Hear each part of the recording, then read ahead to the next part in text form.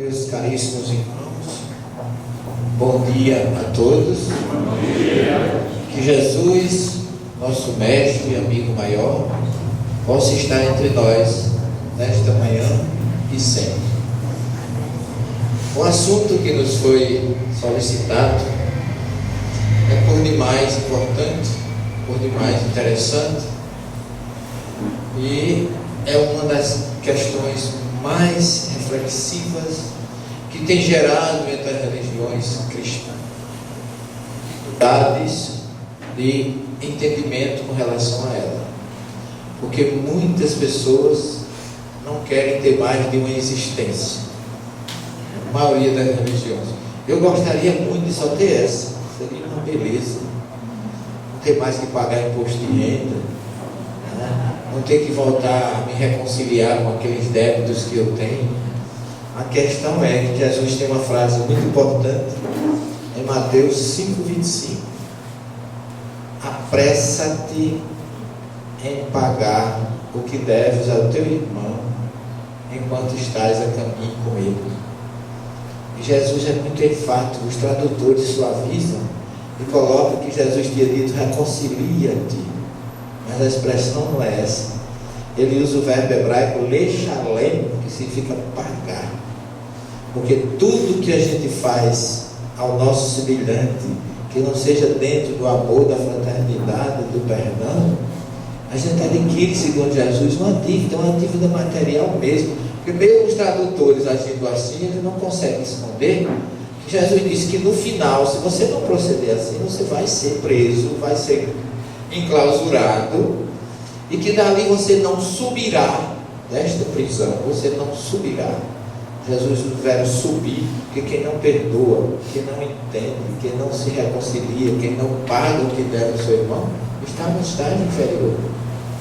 Porque dali não subirás até que tenha pago. Aí o verbo pagar volta a questão. Até o último centil, como dizem os gregos, o último brutá, como é a moeda, o centavo do shekel, que é a moeda judaica do tempo que Jesus falava. Então, não se reconciliar, não pagar o que a gente deve do ponto de vista espiritual ao semelhante, faz com que sejamos devedores. E quando a gente não saldar esse débito, a gente não sai daqui.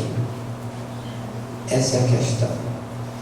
E como Deus é misericordioso, justo e bom, e sabe que a gente não deve pouco, a gente deve muito. E quem deve muito para pagar de uma vez é bravo. Imagina que quando a gente vai comprar um imóvel, uma casa pelo BNH, se a gente tivesse que pagar a casa que a gente vai viver, ninguém sabe quantos anos dá, de uma vez, ninguém tem condições de pagar. Aí vem o governo, o sistema financeiro, divide em prestações a perder de vista. Isso é uma dívida material, e a gente fica agradecido ao financiador, ao imobiliário, porque foi boazinha de facilitar uma coisa que a gente vai pagar e quase não termina. E se o interesse material e financeiro que a gente recebe me suavizar de uma forma que a gente pode ir salvando aos poucos, se o materialista, se o investidor do mundo material nos dá essa oportunidade, o que é que Deus não nos daria? Como é que fica quando a gente chega lá adiante, depois que a gente entra no mundo espiritual, que a gente faz um balanço? Como é que estão os nossos débitos? Senhor, eu vi aqui no meu chip, porque tem um chip, todo mundo tem um chip, não tem CPF lá, não é um chip meu. Eu vi aqui que eu não estou bem e as minhas contas estão bem altas. Tenha misericórdia de mim. Aí Deus diz assim: olha, meu filho, eu vou fazer o seguinte. Professor, o senhor ensinou algumas coisas, mas faltou muitas. Então vamos fazer o seguinte: eu vou lhe dar uma chance para o senhor pagar o que tem ainda aqui na sua ficha em 80 encarnações de 70 anos. Tá bom. Bem, senhor, se é para voltar a estar contigo, é ótimo. Então isso eu acho que é a coisa mais lógica e mais racional. Porque se o Evangelho e a Bíblia diz que Deus é misericordioso, justo e bom, a gente perdoa o nosso filho, facilita tudo para os nossos filhos, que somos perfeitos do ponto de vista material. Agora imagine Deus. Então Ele criou essa oportunidade maravilhosa da gente poder pagar. Jesus está por trás de tudo isso. Daí porque Ele nos ensina a perdoar não 7 vezes, mas 70 vezes 7 vezes. Para você perdoar 70 vezes 7 vezes, não consegue uma encarnação só, não. Nem que queira. Então, tudo nos leva racionalmente a entender que esse projeto que justifica e que a única coisa que pode explicar a justiça divina é a encarnação. Porque muitos não têm tempo de viver o tempo que nós vivemos. Como é que vai ser julgado? Por que é que Deus faria uma pessoa nascer com 1,80m? Loiro, dos olhos azuis. E a mim só deu essa coisinha com 1,32m, quase anão. Quer dizer, não tem, se Deus é justo e bom, alguma coisa está faltando aí para eu entender essa justiça dele. E o que é que falta? Eu devo ter sido lá para trás, né? Alguma coisa que acusei da altura, da minha condição de ter um corpo mais. E aí agora eu venho. Não é castigo, é colheita. Aí dá para entender porque é que um nasce alto, outros baixos, uns brancos, uns morenos, uns belos, outros já não tantos. Porque tudo é a providência divina. Porque Paulo, fariseu, Paulo, doutor da lei, conhecedor de tudo, ele diz na sua carta aos Gálatas que com Deus não se brinca. Tudo come planta, isto também colherá. Então nós estamos a caminho da luz, como diz Emmanuel na hora de Chico Xavier, e esse a caminho da luz só é conseguido através de múltiplas existências.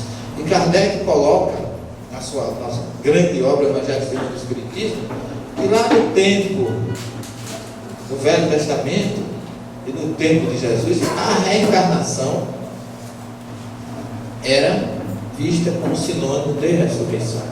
E ele está certíssimo.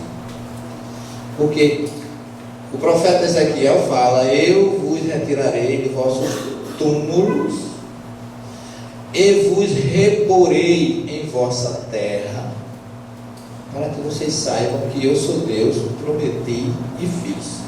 O que é retirar do túmulo e colocar em vossa terra não é uma ressurreição no mundo espiritual. Porque tirar do túmulo é: Deus, eu vos retirarei de vossos túmulos e vos receberei na vida eterna. Não, eu vos reporei. O verbo usado lá é o verbo lehaiot, que em hebraico significa reviver, voltar à vida. Então, retirar do túmulo e colocar na terra não é ressuscitar, é reencarnar. Mas a palavra reencarnação foi criada por Allan Kardec, não poderia estar na Bíblia nem no Evangelho, mas os textos e os sentidos lá estão presentes. Conferir. E nós vamos fazer um passeio com vocês através da história. É um sistema que nós tenhamos ideia de que todo esse projeto que culminou com a terceira revelação começou muito longe. Com o homem, o primeiro homem, o mais antigo, já tinha a noção e a necessidade de uma sobrevivência.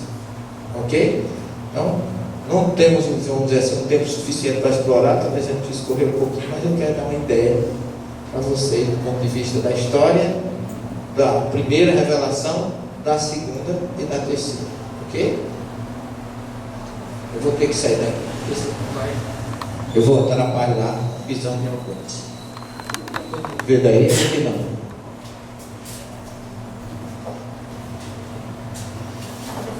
A doutrina da ressurreição originou-se com os povos primitivos que tinham o costume de sepultar juntamente com seus mortos utensílios, alimentos e seus pertences, fruto da crença em uma vida física após a morte. Eles achavam que já que iam viver do outro lado, já leva tudo. Os sumérios já enterravam o rei ou o seu líder com todos os seus escravos, com as esposas, levando tudo, que era para quando despertasse lá, já ter gente para tomar conta do jeito que era do lado de cá.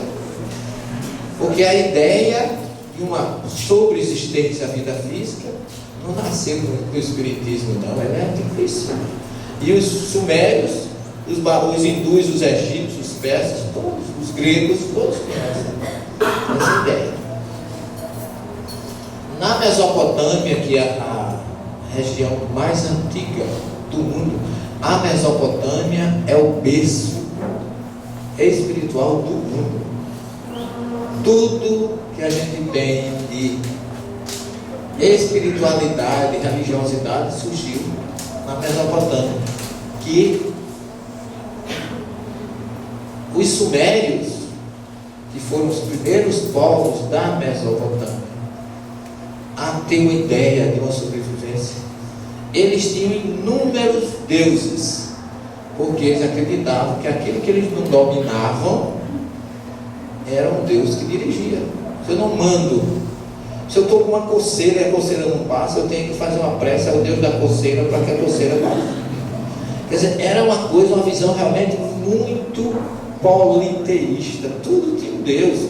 Isso aqui não é a Torre de Babel, como muita gente pensa, mas é um chamava-se Ziggurat, o templo sagrado dos sumérios.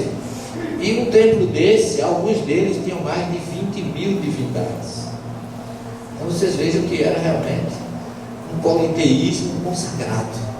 E esse povo que viveu aqui, ó, você tem aqui o rio Tigre e o rio Eufrates.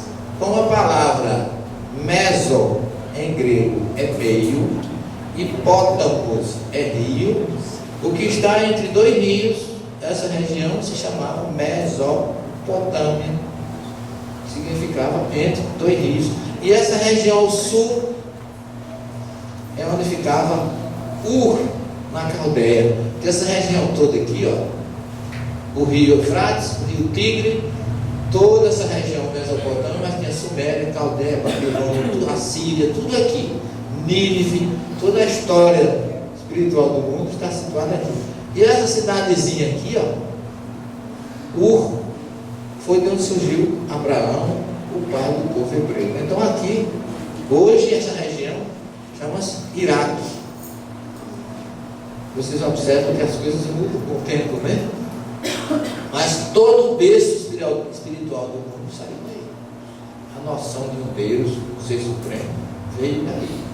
Então, e aqui vocês têm Mediterrâneo, vocês têm aqui, nessa costa aqui fica Israel hoje, aqui a ilha de Chipre, e toda essa área aqui, Ásia Menor, que hoje é a Turquia, aqui mais ou menos ficava Antioquia, onde surgiu o cristianismo, e aqui onde surgiu, partindo do Egito, aqui mais ao nordeste da África, entrando na Ásia, surgiu o monoteísmo. E a gente tem notícia hoje através de Abraão, ratificado por Moisés, relembrado por Jesus, e chega a terceira revelação para consagrar e deixar sobre nós uma responsabilidade imensa. Eu, como espírita, eu tenho muito medo da questão 627 do Livro dos Espíritos, porque a questão 627 diz assim, Kardec pergunta se Moisés trouxe a lei, Jesus o Evangelho, para o que é Espiritismo? É uma pergunta muito forte, mas Kardec, como pedagogo, como investigador, ele queria que o Espírito da Verdade dissesse. Ele diz, Jesus, o Velho Testamento, Jesus falava sempre de parábolas ou de forma figurada, ou no sentido obscuro, oculto e indireto. O papel da doutrina espírita é levantar o véu e trazer a verdade clara para quem tenha dúvida, e que depois do Espiritismo ninguém pode pretextar ignorância. Em outras palavras, o judeu pode dizer, eu não sabia, não conhecia o Evangelho, muito menos conheci Kardec. O cristão pode dizer, eu conheço o Velho Testamento, o cristão, a Igreja Católica e o protestante, mas nunca ouvi falar dessa história de lei de causa e efeito, nunca me informaram muito isso não. E o espírita, qual é a justificativa que vai dar? Senhor, eu já ouvi falar disso alguma vez, mas não levei muita atenção não, porque tem umas coisas para resolver na hora, eu estava com o pensamento do outro caminho. Não tem desculpa. Então como diz a história, é esse o medo que eu tenho.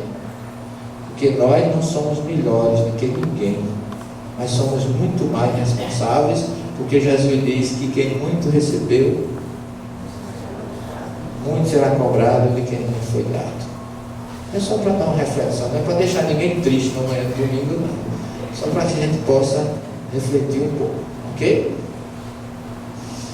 Gilgamesh, que foi o primeiro herói mesopotâmico, era um homem muito forte, era considerado um deus. Só que Gilgamesh, aliás, foi ele que originou, isso aí é outra história, o dilúvio de Noé, é uma cópia de Gilgamesh, na epopeia de Gilgamesh. Mas Gilgamesh também tinha uma arca, ele também tinha, ele era um rei mitológico de Uruk, e é uma das primeiras cidades da humanidade, foi exatamente Uruk, a mais antiga do mundo. E ele, nessa história, nesta saga, o personagem central, Gilgamesh, se defronta com problemas físicos da humanidade, como coragem, amizade, amor e a busca pela eternidade. Porque o problema que Nicodemos teve com Jesus foi quando ele viu que estava velho e não tinha feito tudo que poderia ter feito. Foi procurar Jesus para o consolo. Meu pai dizia que quem de moço não morre, de velho não escapa. E quando chega a hora de ir, não tem brabo, não tem bom não. E às vezes eu fico pensando assim, às vezes a pessoa acha que eu tenho até umas ideias meio, mas eu sou muito racional, né? Eu olho assim e vejo essa plateia maravilhosa, e eu fico pensando, quem será o próximo? Porque alguém vai, ou não vai? Tem que ir. Agora o mês de julho foi embora. O ano passado disseram que meu irmão, uma caçula. Agora em julho foi meu cunhado, minha cunhada teve um AVC, minha cunhada teve o seu gravimento, minha irmã mais velha teve um infarto, também foi. Aí eu digo, eu tenho que viajar para ver se também se esquecem de mim, porque senão eu não quero. Vou ali a Colatina, vou dar umas viagens. Eu vou aproveitar o meu calendário, piloto, e de repente vou dar mais tempo. Então isso faz com que quando a pessoa vê os amigos, parentes, irmãos, as pessoas queridas indo, opa, eu também não vou ficar. Isso não é o meu problema, gente, não é nosso não, vem de lá da Mesopotâmia. Gilgamesh teve essa preocupação. Quando ele viu o grande amigo dele, o companheiro Enkidu, ser morto. Enkidu morreu, quer dizer que eu também posso morrer, eu julgava imortal. Aí ele vai procurar a imortalidade. Por quê? Naquela época, queria-se imortalidade física. Mas isso é impossível. O Rig Veda já fala da sabedoria, que é um livro chamado Sabedoria das Estrofes Recitadas, com 1017 hinos. Ele falava do Deus Soma, que era a bebida sagrada da não morte. Quem bebesse aquilo ali não morria mais. Que beleza, arrumasse uma dose dessa daí para a gente dar uma testada, era uma beleza. E ele diz: bebamos o Soma, nos tornemos imortais. Mas esse soma, essa bebida que os hindus já falaram, gente, não é uma bebida que faz a gente ter vida física, não. É ser imortal espiritualmente, mas ser imortal espiritualmente vivendo em paz. Essa aqui é, por isso que Jesus promete lá em João 5, 28 e 29, todos os que dormem no pó despertarão. Os que fizeram bem para uma ressurreição de vida, para uma imortalidade de paz com Deus. Por isso que ele diz: eu sou a ressurreição e a vida. Eu vim para que todos tenham vida. Não veio só para nós, não, veio para todos. Não se perderá nenhuma das ovelhas que o Pai me confiou. Mateus 18, 14. Então já era o sonho dos hindus. Os gregos, com seus chamados mistérios óficos, eles falavam que Orfeu, fundador do século VI antes de Cristo, falava que a vida terrena era uma simples preparação para uma vida mais, já tem uma noção agora já bem mais racional, bem parecida com o que a gente conhece hoje. E que as práticas da vida ófica são a única via para pôr fim ao ciclo de renascimentos da alma. Eu hoje, como espírita, eu costumo dizer assim, as pessoas que dizem assim, se a reencarnação existe, para que o Evangelho de Jesus? Para que Jesus veio? Se diz que Jesus veio para nos salvar. Jesus veio para nos salvar de muitas reencarnações. Porque o Evangelho dele praticado, quanto mais você praticar, menos você precisa reencarnar.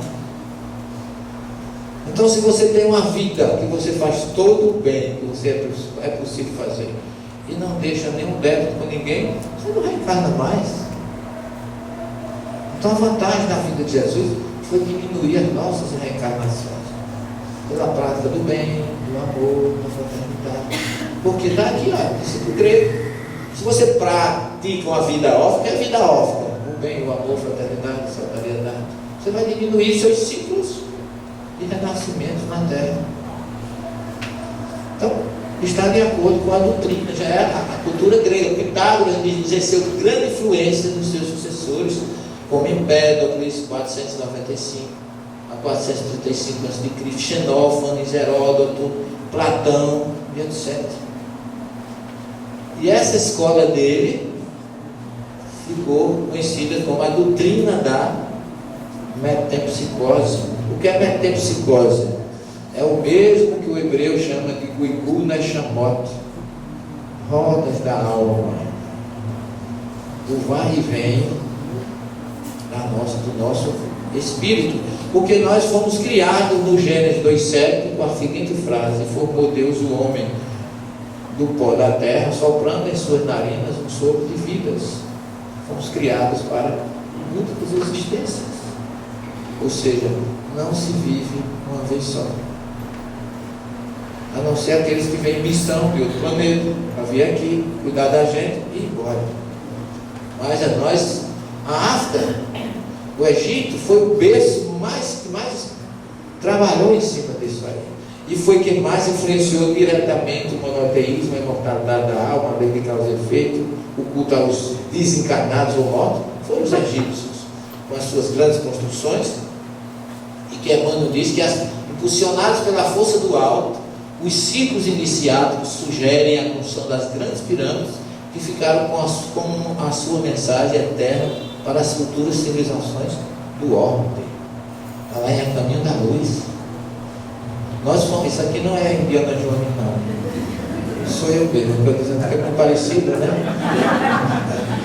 E a gente dá uma conversada, uma viajada com essas bandas, não para fazer turismo, mas para pesquisar, para buscar, né, os conceitos naquela região.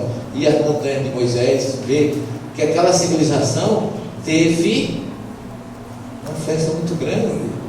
Porque dentre os espíritos degradados na terra, os que constituíram a civilização egípcia foram os que mais se destacaram na prática do bem e no culto da verdade. Quem é que diz isso? Não sou eu, não. É Emmanuel e A Caminho da Luz. Eles eram os que menos débitos possuíam perante o tribunal da justiça divina. Então foi um povo bem evoluído. Você chega hoje no Egito, você observa que aquele povo que está ali não tem nada a ver com aquela civilização. Parece até que estão de costas para aquela história maravilhosa, aquele berço espiritual do mundo. É um povo indiferente, eles não se utilizam da mensagem espiritual das pirâmides, eles se utilizam materialmente do que eles podem fluir hoje dos turistas que ali vão. Parece assim que o dono da fazenda morreu, os empregados tomaram conta da casa e estão lá explorando de outra forma que não é. Mesmo porque, depois que eles fizeram o seu trabalho, eles foram embora, não tem mais nenhum desses espíritos ali. A gente sabe que foram os exilados de Capela. Daí a saudade que eles tinham da sua região, o paraíso perdido, exatamente Capela. Um deles tinha saudade, porque foram expulsos porque eles evoluíram muito materialmente, culturalmente, mas moralmente ainda não estavam. E o que vai acontecer com a gente? Que nós estamos vendo um momento de transição. Quem viveu e praticou o Evangelho de Jesus vai ficar aqui. E Jesus disse que os mansos herdarão a terra. Ninguém fica pensando que o mundo vai se acabar, nem marque data, nem nada, porque só vai passar vergonha. O ano passado, no mês de maio, eu estive em Nova York, cheguei lá no dia 19 para fazer uma semana espírita lá, e estava lá um cartaz na ponte que sai de Manhattan para New Jersey, um cartaz imenso falando do Judgment Day, o dia do juízo final, que ia ser no dia 21 de maio, marcado por uma rede protestante, que é lá, uma rede de FM, um pastor muito famoso, dizendo que no dia 21 de maio, eu digo, meu Deus, não vou mais nem voltar para o Brasil, vou ficar aqui mesmo. Se esse homem estiver certo, eu estou frito. Mas eu me lembrei que Jesus fala em Mateus 24, do sermão escatológico, que a ninguém é dado saber o dia nem a hora. Então, se ninguém sabe o dia e a hora, pelo amor de Deus, não marque data. Porque senão vai acontecer a mesma coisa que aconteceu com o pastor, que na segunda-feira cobraram dele, ele disse, certamente eu estava enganado. Quem não sabia? Porque não escutou, nem viu Jesus, nem viu Jesus. Nem o Filho do Homem, nem os anjos, só o meu Pai que está no céu sabe. O dia e a hora está lá. Muito, muito claro isso. E por isso que a gente não deve marcar data, a gente deve fazer a nossa parte. Isso aqui é importante. Ok? Emmanuel ainda diz que em nenhuma civilização da Terra o culto da morte foi tão altamente desenvolvido quanto no Egito. E ele ainda, depois de perpetuarem nas pirâmides os seus avançados conhecimentos, todos os espíritos daquela região africana regressaram à pátria sideral. Então não estão realmente mais lá. Estão. Sim, eu vou falar um pouquinho deles. Seus ritos funerários eram voltados para o além-túmulo. A construção de sepulturas e suas técnicas de mumificação tinham verdadeira preocupação com os destinos da alma e da sua morada espiritual. Era uma visão física. Daí as múmias, os faraós que também eram enterrados com seus pertences, todos os túmulos dos faraós foram assaltados depois, né? Só escapou um, que foi Tutankhamon. Mas Tutankhamon, ele se casou com 18 anos, uma criança. Viveu pouco, foi o faraó que menos viveu, era o mais pobre. O único tesouro que não roubaram foi o dele, só que hoje no Museu do Cairo ele ocupa 6 salas. O sarcófago dele é de ouro puro. E foi o mais pobre. Quer dizer, imagine, viveu pouco e não pôde arregimentar nem juntar ouro. Por isso que ele é o mais pobre. O sarcófago dele ocupa 6 salas. É riqueza, quando você vê assim. E quem for materialista fica com vontade de ficar ali dentro, porque não sai lá de dentro. A história de Osíris e o percurso do Deus Sol referendava o renascimento do Deus do Sol todos os dias. Essa história é muito fantástica, porque Osíris, que é o rei, Ísis, a sua esposa, e Horus, o seu filho. Essa tríade egípcia referendam e reativam a ideia de uma perpetuação do mundo espiritual. E que a lenda é muito bonita. Osíris era um rei muito poderoso, mas o seu cunhado Sete, com ciúme, bolou um caixão, tirou a medida dele escondida e deu uma festa e disse que aquele sarcófago fantástico daria do presente àquele cujo corpo coubesse exatamente no tamanho do caixão. A história da Cinderela, sapatinho. E na hora da festa todo mundo se deitava, mas não cabia. Quando Osíris se deitou, ele fechou a tampa, selou e jogou no mar. E aí Ísis foi procurá-lo e achou já lá na Síria. Só que quando Ísis achou, depois de muito trabalho, Sete foi lá, pegou de novo o corpo de Osíris, cortou todo em pedaços e jogou, espalhou. E foi um sacrifício para Ísis achar novamente. E acharam o corpo, só que quando acharam faltava exatamente o órgão reprodutor masculino. Daí depois disso ela tem Horus, por isso que Horus nasceu de uma virgem. E muita gente acha que Jesus é uma cópia de Horus. Vocês podem ver até isso na internet. Mas os Deus, mesmo assim, Osíris não se putrefez, não é? Em quase todos os textos do livro dos mortos, túmulos, mumificações e ritos permitiu que o morto pudesse alcançar a imortalidade e viver eternamente num corpo transformado e glorificado para a vida eterna. Então, Osíris, segundo a lenda do livro dos mortos, nunca se decompôs, nem se putrefez, nem apodreceu, nem se transformou em verme, nem pereceu, nem gozou, mas gozou a vida na plena posse de todos os membros do seu corpo. Para dizer que a lenda, aquela história não atingiu ele, não, ele acabou sendo imortal. Só que ele nunca mais voltou ao mundo dos vivos. Ele continuou ressurreto, mas no mundo dos mortos. E ele hoje, segundo os egípcios, é o dono do mundo dos mortos. E a história mostra, está lá dentro do Museu do Cairo ainda hoje. Eu fiquei impressionado com isso. Isso aqui é um tribunal, um juízo final.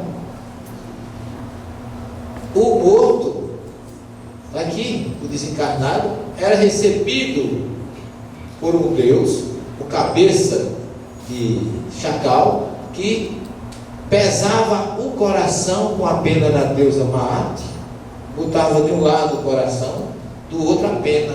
Se o coração pesasse mais do que a pena, o cara não entrava no reino de Osíris, que está aqui, e Ísis, que é quem recebia o morto no mundo espiritual. Então há um julgamento. Quem tivesse o coração leve, igual a pena, entrava. O que a gente ainda hoje usa? Ele tem um coração tão bom, ele é uma pessoa de um bom coração. Ele está andando daí quantos mil anos atrás? E por isso que Jesus, aí ele diz o seguinte: se você, a lenda diz isso, exatamente isso, que Anubis, o deus chacal, em forma de animal, pesava o coração e a pluma da deusa Maat. Se o coração estivesse muito pesado, era dado a Amut, deusa com cabeça de crocodilo, que o devorava. Aí ele não podia entrar no mundo espiritual. Se houvesse equilíbrio, Horus levava o morto à presença de Osíris e Ísis, sua esposa, e o morto viveria para sempre. Jesus diz em João 5, 28 e 29: os que fizeram bem despertarão para uma ressurreição de vida, os que fizeram mal despertarão para, 16 Bíblia diz, para uma condenação eterna. Mal traduzida. Porque se Jesus tivesse permitido que a gente fosse condenado eternamente, a vida dele aqui não teria tido nenhuma razão de ser. Então ele não veio para que todos tenham vida. Ele não veio para dizer que nenhuma das ovelhas do meu Pai me confiou se perderá. Na verdade, o termo hebraico fala latim hebraico é tribunal. Ele vai ser julgado. E ser julgado não significa ser condenado. E se for condenado, não é uma condenação eterna. É voltar, recomeçar de onde falhou, para depois então voltar. O grego fala de crisos, que é a mesma coisa. E o latim de iudice, sempre julgamento, nunca condenação. Os persas, os zoroastrinos, falavam de um Deus único, Ahura Mazda, Supremo Criador. Fala da ressurreição ou renovação final, que seria uma situação em que os mortos reviveriam. Isso tudo foi criando um sistema de uma ressurreição física. E ainda hoje tem gente que acredita que a pessoa morre, fica dormindo, não é assim? E quando chega naquele dia do juízo final, aí chega aquela voz: levanta. Aí você levanta e diz assim: agora chegou o momento de você saber se você vai ficar no mundo espiritual ou se não vai entrar no reino. Então essa visão de ressurreição física está mal entendida nos textos bíblicos originais, porque a ressurreição não pode ser. Nem Paulo, na sua carta aos Coríntios, capítulo 15, ele dá uma explicação claríssima sobre isso, quando perguntam como será a ressurreição dos mortos e com que corpo volta. Por que perguntaram qual era o corpo que volta? Porque, sendo judeu reencarnacionista, sabia que a gente tinha tido mais de um corpo.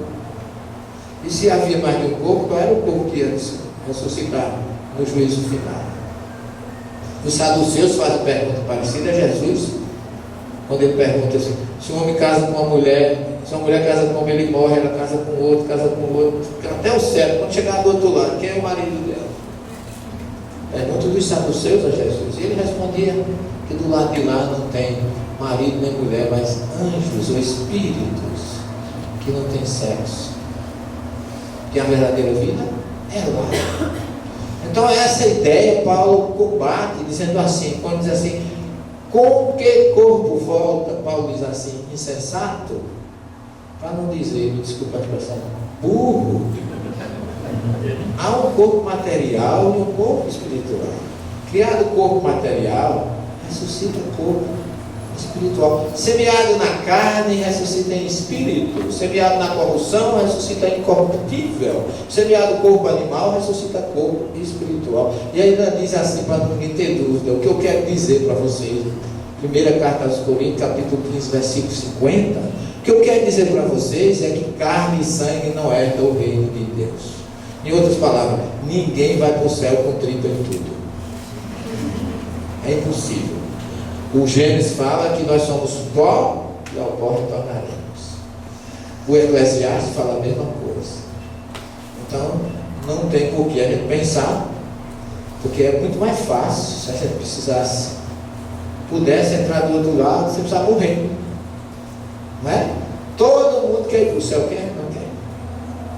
Mas ninguém quer morrer. E eu fico pensando, imagine se Jesus entrasse aqui agora, com Pedro, os dois. Bom dia! Eu vim visitar vocês, todo mundo alegre, oh, que maravilha! Mas tem uma coisa, eu prometi que eu vinha buscar vocês. Vamos.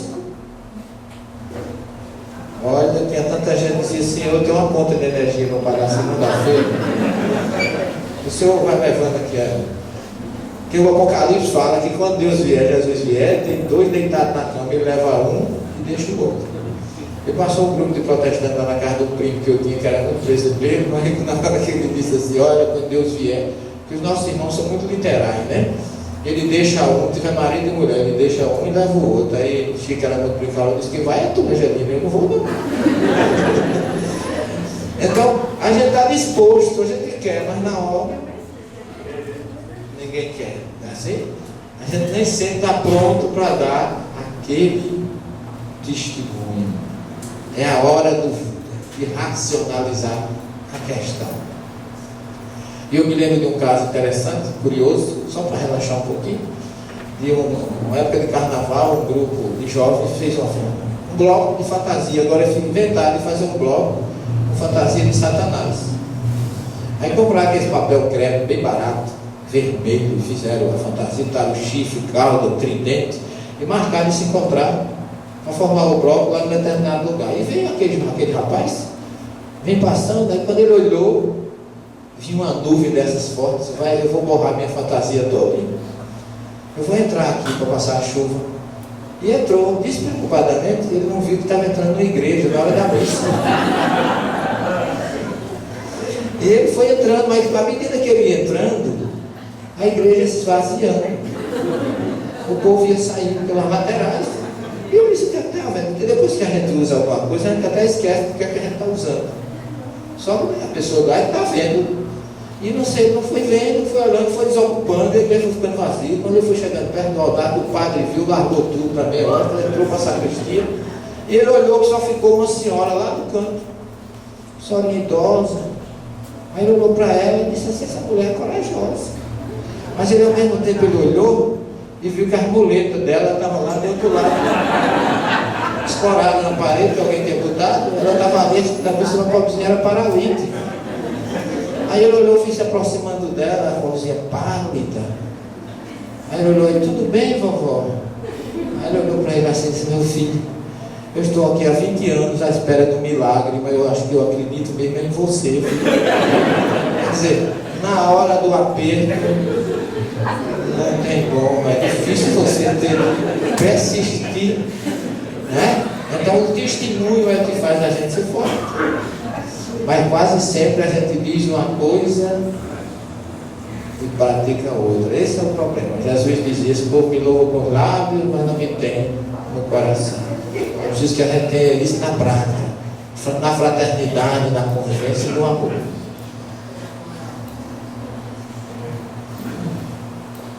Como é que a ideia da ressurreição entrou no judaísmo? Através da cultura egípcia.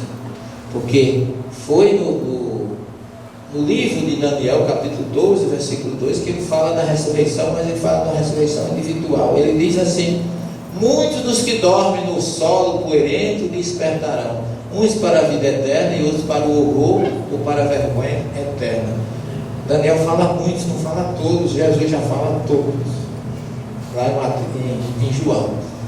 E a gente tem Ezequiel 37, que Ezequiel era um grande médio, e ele sofreu um desdobramento e foi levado para um vale chamado Vale cheio de ossos, que está lá no capítulo 37, e ele diz que Deus falava àqueles ossos: eis que eu trago sobre vós o Espírito e vivereis.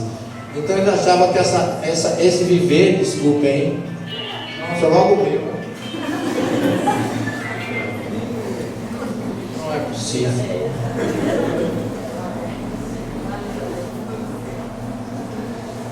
Mil perdões. É porque eu sou cirurgião e a gente nas horas vai do seu cirurgião, né?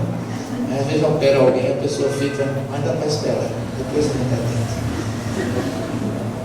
Então a ideia de uma ressurreição física vem partindo daí. Que era possível alguém já morto voltar a viver. Mas o contorno, quando você vai analisar no todo, você vê que é se voltar à vida, é voltar à vida na forma de reencarnação e não de uma ressurreição. Aquele mesmo corpo que voltou, não pode. Kardec mostra isso, né? Porque do ponto de vista da criação, eu vou colocar aqui, porque às vezes nós espíritos somos meio renitentes, às vezes não acreditam muito no que a gente diz. Mas o texto original diz assim: vai ser Yahvé Elohim et Hadam, e formou Yahvé com Elohim o homem.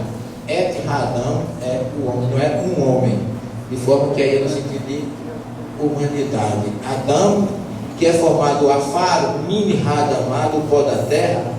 Adão vem de Adamá, Adamá é terra, Adão é o filho da terra. Então o filho da terra tanto é o homem como é a mulher. Não é Adão um homem e Eva uma mulher. Rava em hebraico é aquela que dá vida. Aí veio o nome de Eva. Mas Eva também é Adão, também é filha da terra. Porque no hebraico a palavra homem e mulher tem o seu nome específico. O homem se chama Ish, a mulher Ishá. Então há um nome para cada um. E ainda diz a Bíblia: Zahar, masculino, Ve Nekevar, feminino. Masculino e feminino. Então Deus criou homem e mulher. Uma mulher para o homem e um homem para a mulher. Monogamia e heterossexualidade. Fora disso, dureza dos vossos corações, de Jesus e Mateus.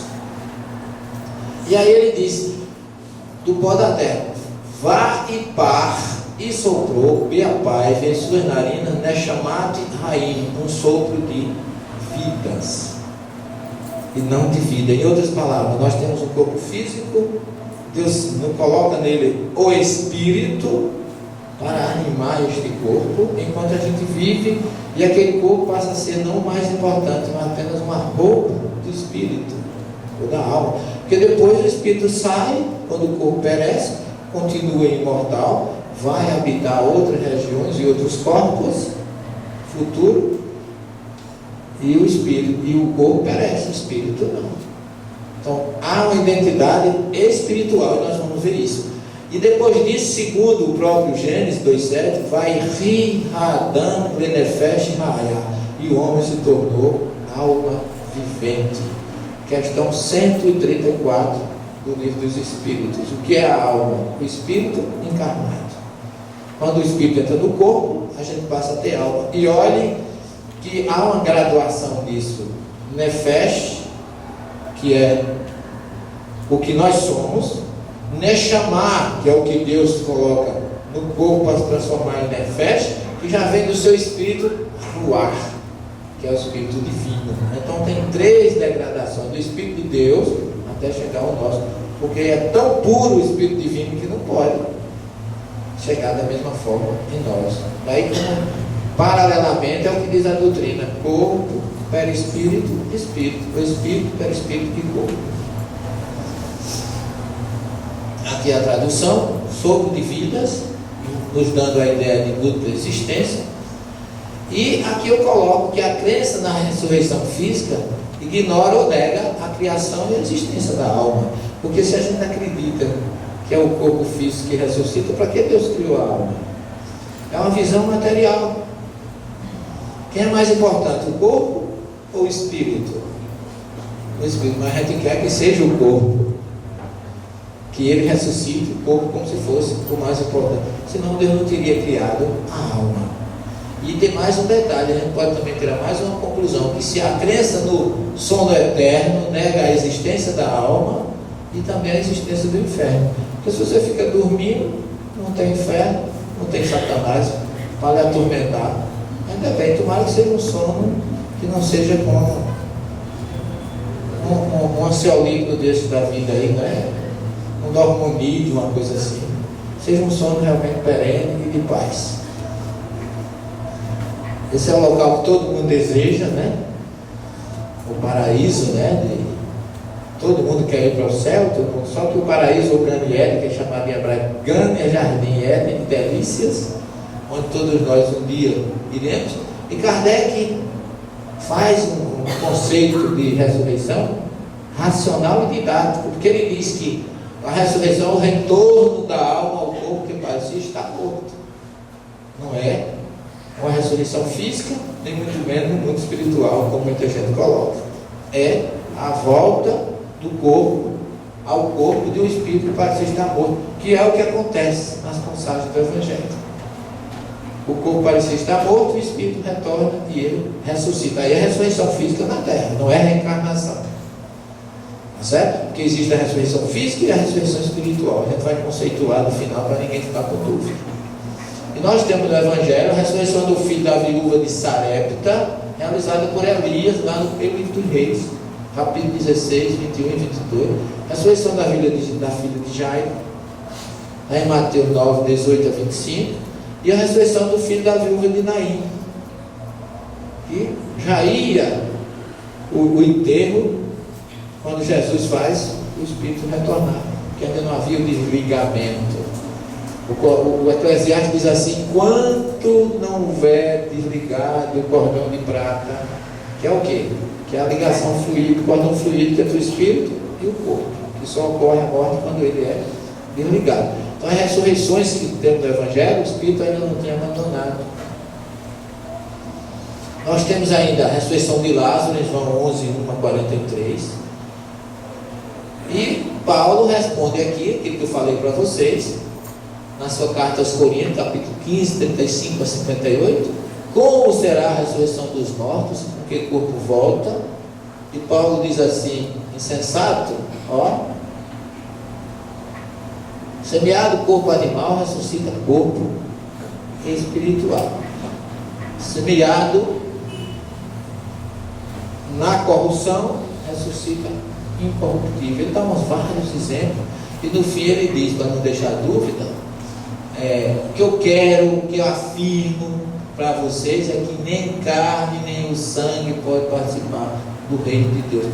É uma tradução literal, porque a palavra hebraica passar é carne e dam é sangue. Só que carne e sangue, na expressão judaica, significa corpo físico. Porque o corpo físico é formado de carne e de sangue na concepção bíblica. Ok?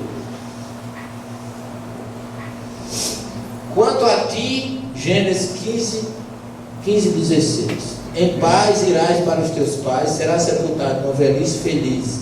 É na quarta geração que eles voltarão para cá, porque até lá a iniquidade dos amorreus não terá atingido o seu cúmulo.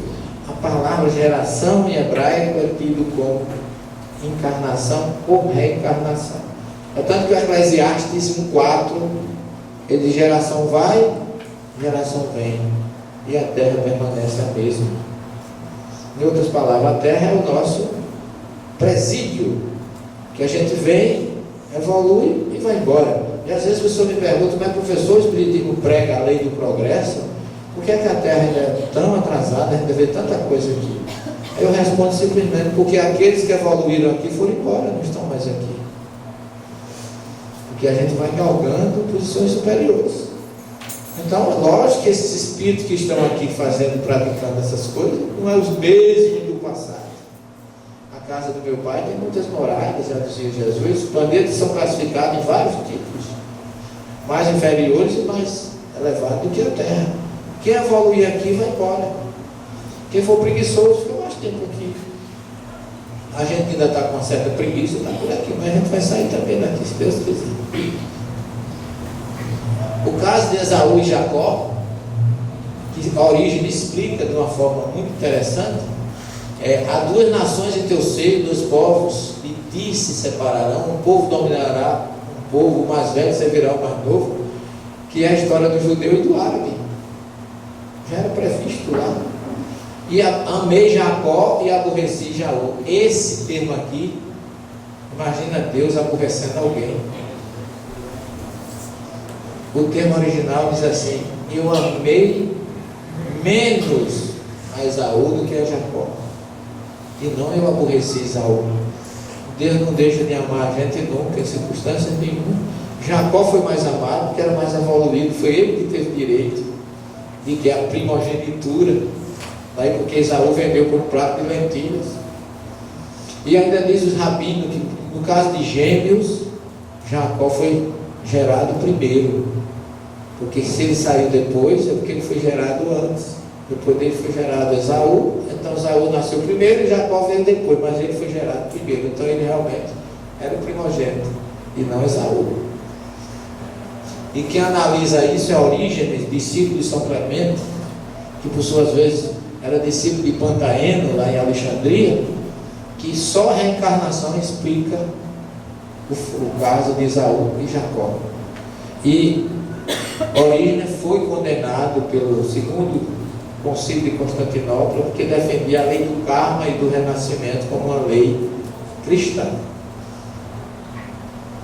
Eu sou teu Deus, sanciono o pecado dos teus pais sobre os filhos na terceira e quarta geração, Êxodo 20 e 34, 6 e 7. O termo pecado aqui é um termo mais da Igreja Católica, mas o termo original, avon, significa erro.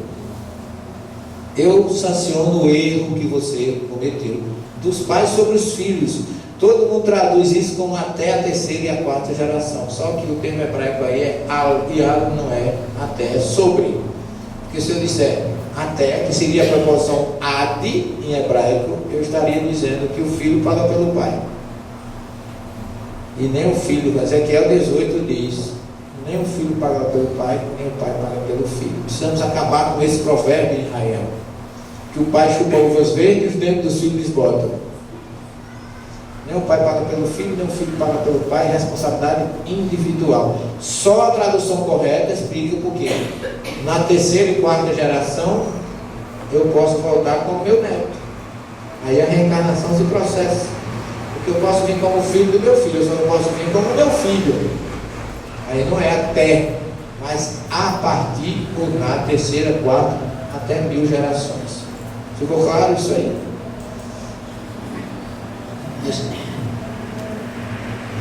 Os teus mortos voltarão a viver, os seus cadáveres surgirão, despertai e cantai vós que habitais o pó, porque o teu orvalho será um orvalho luminoso e a terra dará luz aos mortos. A terra como planeta de expiação, como uma escola, dá a oportunidade daqueles que estão no mundo espiritual voltarem para evoluir e saudar os seus débitos. Então a terra é um planeta de expiação que dá luz ao nosso espírito, que através dela a gente evolui. Antes mesmo, isso aqui é Jeremias 1,5. Jeremias era um grande médium e ele disse que não queria ver aquelas coisas, nem passar por aquelas coisas, queria que Deus liberasse ele. E a resposta de Yahvé é essa: antes mesmo de te formar no ventre materno, eu te conheci. Antes que saísse do seio, eu te consagrei, eu te constituí profeta das nações. Em outras palavras, a gente tem uma identidade espiritual. Não é CPF não, Deus conhece por outra coisa, não é pelo CPF, o CPF só vale para aqui. Mas antes mesmo, ele com 8 anos, já era velho.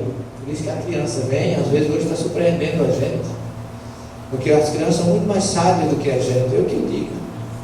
E se for aborrecente, nossa Senhora, essa fase que é tudo não, e é que sabe de tudo, é quem tem direito, o pai, o colega que sabe das coisas, o pai e a mãe não sabem de nada, mas são espíritos que já têm uma cabeça, né? Crianças que com 4, 5 anos já enrolam o pai e a mãe, já sabe quem é melhor para dizer sim ou não. O que é que a criança sabe?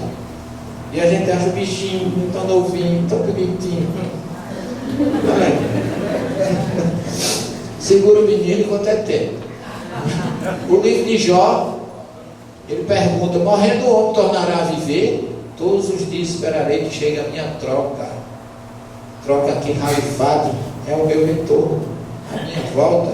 E ainda coloca: eu sei que meu defensor está vivo, que no fim se levantará, e em minha carne verei a Deus. Aí no sentido de, através das minhas encarnações, eu chegarei a ver Deus, porque ninguém jamais viu a Deus, segundo João. E Jesus disse que os limpos de coração verão a Deus, só que ele fala de ver aí com a mente, não, com o espírito. A expressão que o verbo que Jesus usa é rosé, e rosé não é visão de olho, é visão espiritual. Pergunta à geração passada e medita a experiência dos antepassados. Somos de ontem e não sabemos. Jó 8 e 9. Isso tudo é Velho Testamento.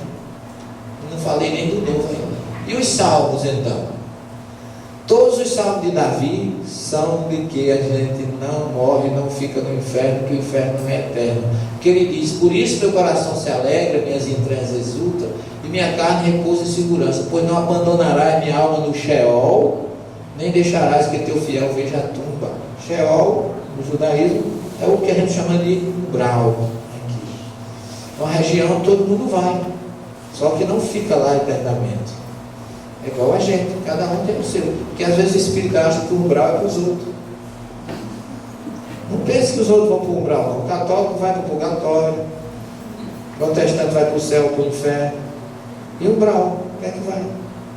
Só quer ser brastempo, né? Quem quer ser GE, quem quer ser uma marquinha mais. Mas vamos embora. Eu vou, mas vou demorar pouco, vou logo dizer, porque eu vou criar problema, não.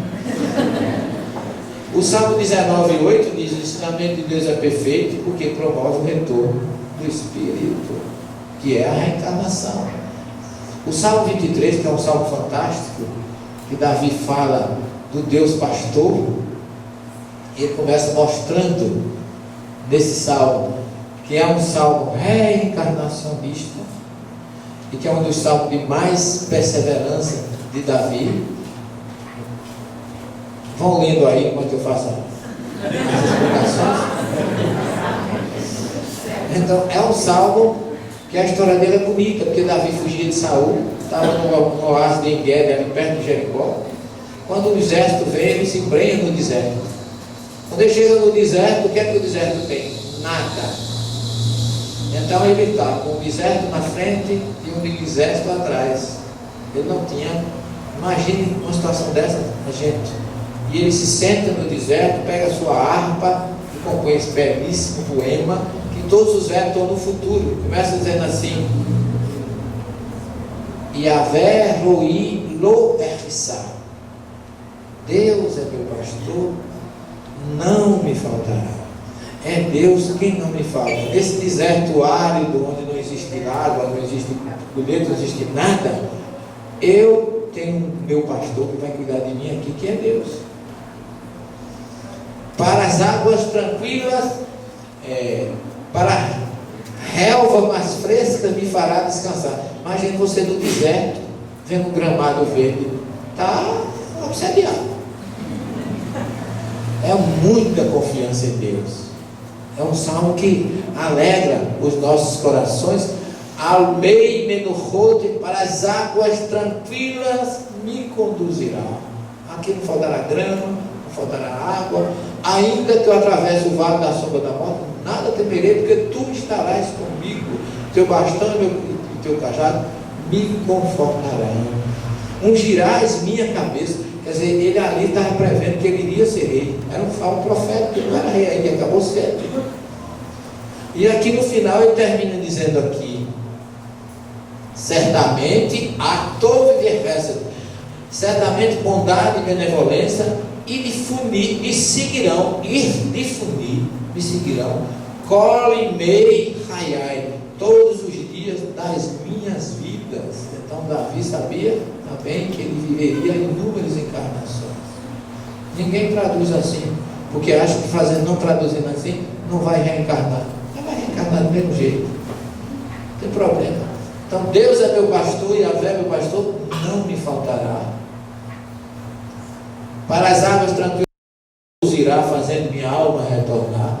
Nafishi e Shovev, que é o retorno da minha alma.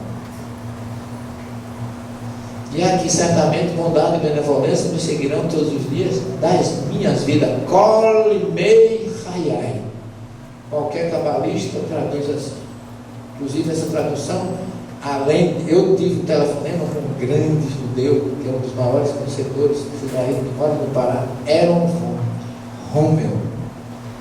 Ele foi quem me deu essas dicas e que juntos chegamos a essa conclusão, pela inestimável boa vontade dele, que eu nem o conheço. Foi a Lamar que apresentou o telefone, nós ficamos quase uma hora conversando. É uma cultura, o Pirkei Avot, que é uma obra judaica que é a ética dos pais, quem traduziu para o português foi ele. É uma cultura, uma sumidade.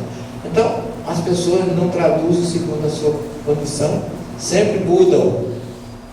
Senhor, tiraste minha alma do Sheol, tu me fizeste reviver entre os que baixam a cova. Salmo 34. É tudo a mesma coisa. O 49,6, Deus resgatará minha alma das garras do Sheol e me tomará. Tudo salmo é a encarnação de João. Fizeste-me viver, ou me ver tantas angústias e males.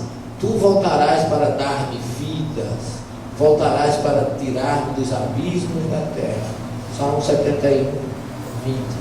Observe que não é uma passagem só, não. Ficarás irado conosco para sempre, de geração em geração. Mostra-nos o teu amor, ó Deus, e concede tua salvação. Salmo 85, 6-8. Eu te agradeço de todo o meu coração, Senhor meu Deus. É grande o teu amor para comigo, tiraste-me das profundezas do Sheol. Salmo 86, 12 e 15. Vejam que não é uma passagem só. Parece até que eu estou falando de um livro da doutrina. O Eclesiastes, a geração vai, geração vem, e a terra sempre permanece a mesma. Eclesiastes 1,4. E tem muita gente que ainda acha que o Eclesiastes nega, porque Salomão, ele coloca no Eclesiastes, no capítulo 9, que rico, pobre, feio, bonito, todo mundo morre. Todos têm o mesmo fim. E ele diz que os mortos não têm consciência do que se passa. É claro, o cadáver não sabe de nada.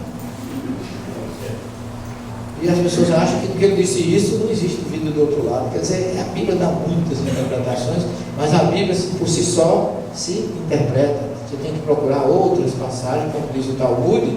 Se um versículo destoa do outro, procura o terceiro, para tirar, passar a língua.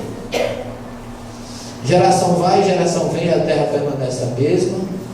Eis que eu vos enviarei o profeta Elias, antes que venha o grande e temível dia do Senhor. Malaquias 3:23 ou 4:5, que é aqui que a gente tem que começar a fazer a ponte entre o Velho e o Novo Testamento. Isso aí no livro. Olha, Elias viveu no tempo de reis. Como é que ele ia voltar? E aqui diga, não, mas Elias não morreu, ele foi arrebatado. Se Elias foi arrebatado, por que o Espírito dele aparece no Monte Tabor, Jesus?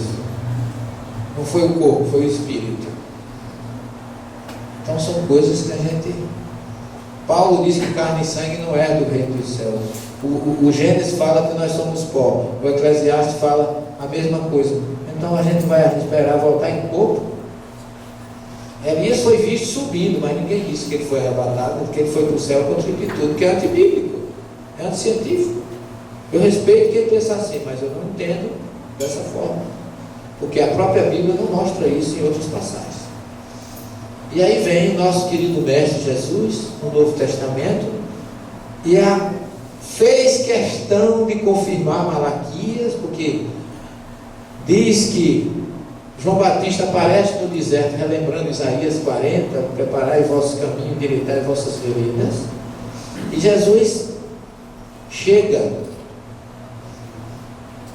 relembrando isso aqui de uma forma fantástica, lá em Mateus capítulo 11, versículo 13 e 14, que diz assim, falando de João Batista: o que fostes ver no deserto? Um caniço balançado pelo vento? Um homem vestido de linho de púrpura? Claro que não, que os homens vestidos de linhos de púrpura não estão nos desertos, estão nos palácios.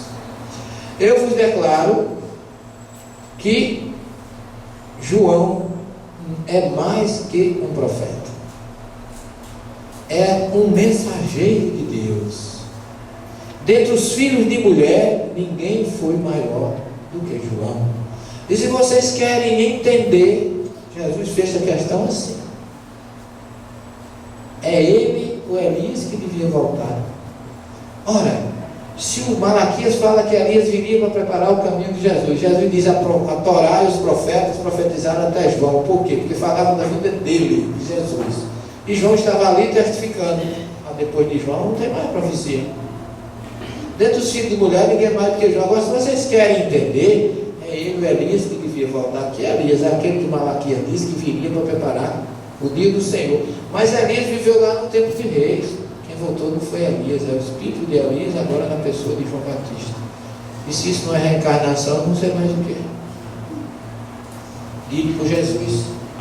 Mas eu já tive porque geralmente os nossos irmãos protestantes, eles são mais literais. Eu estava no rádio com uma pastora, ela disse: não, João Batista não é Elias, não. Perguntaram a João Batista se ele era Elias, ele disse que não era. Aí eu disse a ela: mas também perguntaram se ele era profeta. Ele disse que não era. A senhora acha que ele era ou que não era profeta? Sabe, claro que era profeta. Eu digo: então, quando ele disse que é profeta, a senhora... Quando ele não disse, a senhora acredita. Agora, quando ele disse que não é Elias, a senhora acredita com questão só para negar a reencarnação. Mas esqueçamos João Batista e vamos a Jesus. Jesus disse que João Batista é o Elias que devia voltar. Entre Jesus e João Batista, eu fico com Jesus. A senhora fica com quem? Eu não soube dizer nada e já mudou do assunto. Porque é muito fácil quando a gente quer interpretar do nosso modo e não da forma como a exegese e a hermenêutica nos indica. Então eu acho essa passagem discutível. Jesus perguntou: quem diz os homens que eu sou? E responderam: um João Batista, outro Elias, outro Jeremias ou algum dos profetas. Se o povo dizia que Jesus podia ser um desses, não podia ser de outra forma não ser reencarnado, porque esse povo viveu lá atrás. E Jesus fala em Lucas: desta geração será pedido conta do sangue de todos os profetas. Em Mateus 17 ele diz: eu vos declaro que Elias já veio e não reconheceram. Antes fizeram tudo o que quiseram. Então os discípulos compreenderam que ele falava de João Batista. Por quê? Porque tinha sido degolado. Então, muitas passagens mostram que João Batista é o Elias. O próprio rei Herodes achava que João Batista, que Jesus era João Batista que tinha voltado e ressuscitado. Desta geração seria pedido conta do sangue de todos os profetas. Lucas 11, 50 e 51. Que geração? Aquela que estava no tempo de Jesus. Mas os profetas viveram lá no passado. Como é que estava pedindo o sangue de todos os profetas naquela geração? Porque eles viveram lá e estavam de volta ali. E a gente está aqui ainda porque também veio de lá. Desta geração será pedido conta, não sei de quê, mas que vai ser. E João, o diálogo de Jesus com Nicodemo, não deixa dúvida: aquele que não nascer de novo não entrará no reino dos céus. O que é nascido da carne é carne, o que é nascido do Espírito é Espírito. Não o que vem o meu filho era de mim, é parte física, mas o Espírito, eu olho pelo Espírito dele mesmo, que já veio lá de trás. Necessário vos é nascer de novo. É necessário a todos. Jesus falando com Nicodemo, não disse que era só Nicodemos, mas ele disse: necessário vos é a todos nascer uma segunda vez. E o Evangelho de João: o Espírito age onde quer, ouve o seu ruído, mas não sabe de onde vem nem para onde vai. Mas tu sabe que ele vem de algum lugar e sabe que ele vai continuar passando. Da mesma forma de Jeremias, que veio antes, já existia e vai existir depois. Então, o ensinamento de Jesus é claro nesse sentido. E o Evangelho de João 5, 28 e 29, Jesus fala que a reencarnação é para todos. Não vos maravilheis disso, porque vem a hora em que todos os que se acham no sepulcro subirão deles ao som de sua voz. Os que praticaram o bem irão para uma ressurreição de vida, os que praticaram o mal subirão para serem julgados. E aí recomeçar de onde falhou. Esse é o que nós, vamos dizer assim, temos como meta e não podemos fugir. A reencarnação com misericórdia divina é para a gente agradecer e não para negar. E Deus é tão bom que mesmo os que negam reencarnam para poder evoluir. Eu trabalho com isso todos os dias no curso de Ciências da Religião, lá na universidade, onde eu dou aula, e sempre tem pastores, sempre tem os pessoal mais... Eu não sei se vocês já tiveram a experiência de ensinar reencarnação para pastor. Eu não sei se você gostaria, eu não desejo a todo mundo não. Mas eu tenho essa experiência, graças a Deus, muito rica. Eu aprendo muito com eles. Mas eu transito muito bem nesse meio, porque eu tenho amigos pastores. Ontem mesmo fui com o pastor Samuel lá em Resplendor. Me tratou com muito carinho. O pastor Neemias Marinho foi um homem que eu convivi com ele de uma forma fantástica. O arcebispo da Paraíba é meu amigo. Prefaciou a minha última obra, Evangelho Cristiano Primitivo, e agora no mês de julho fez palestra na nossa casa. Vai fazer palestra. Imagina o arcebispo deixar sua arquidiocese e no centro espírita fazer palestra. Tem gente que vai só por curiosidade, que acha que ele não vai. Mas ele vai. A casa fica a gente saindo, como diz o corpo, pelo canto do ladrão, né? Gente por tudo que é lugar. Porque é uma coisa nova, porque nós temos que entender que Deus está preparando esse universo para um só pastor e um só rebanho. E que diferenças a gente tem. Mas a nossa diferença não pode ser motivo de que a gente não se ame e não se respeite.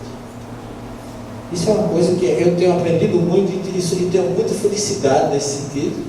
Que o Evangelho de João aqui ainda fala sobre o cego de nascença, que é uma passagem que ele não podia, segundo está o 9, 1 e 2, e ele pergunta aos discípulos, quem errou, ele ou seus pais para que nascesse cego?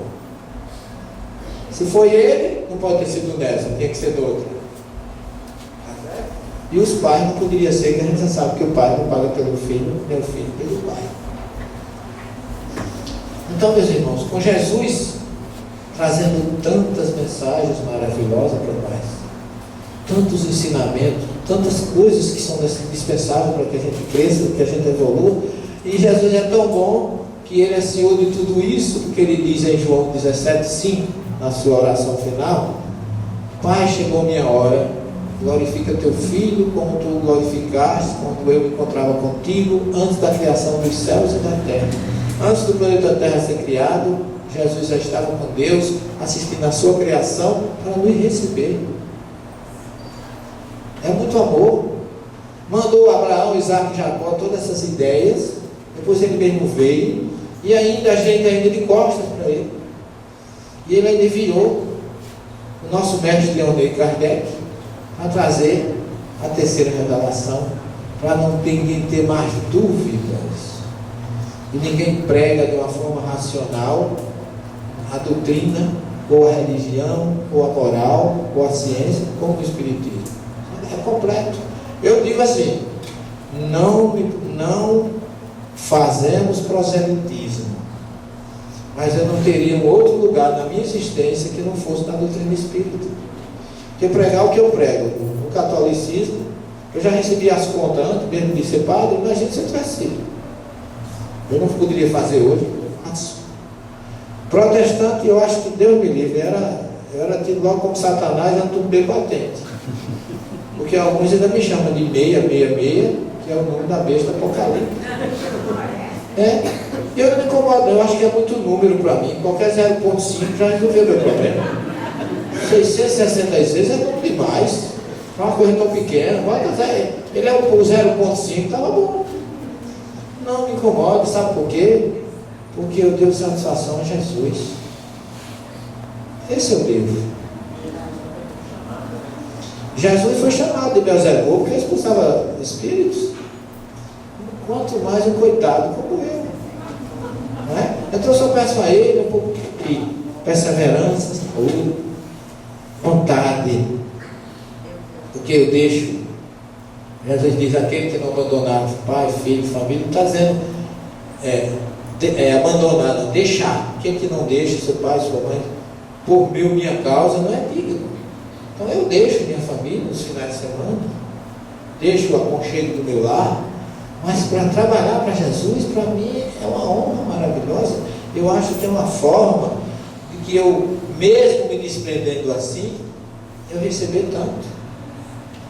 Porque poder reunir um grupo eclético, no dia do domingo, que vocês queriam estar em casa, ou dormindo mais um pouco nessa manhã, que começou assim tão convidativa da gente permanecer na cama, é um gesto de desprendimento que me internece, me anima a que eu continue nesse papel de trazer Jesus para mais perto de vocês.